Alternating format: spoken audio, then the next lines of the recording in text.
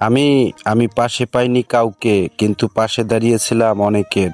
বিশ্বাস করেন ভাই, আমি এমন একজন লোক, আমার শত্রুও যদি কইছে আমার সমস্যা হইছে, তারপরেও আমি ওইটা সমাধান দেওয়ার চেষ্টা করছি যতটুকু পারছি। আসলে সবকিছু তো সবার দ্বারা সম্ভব না, কিন্তু ভাই বিশ্বাস করেন আমার সাধ্য মতন আমি যথেষ্ট চেষ্টা করছি অগো পাশে দাঁড়ানোর। আর আপন মানুষের কথা তো বাদই দিলাম।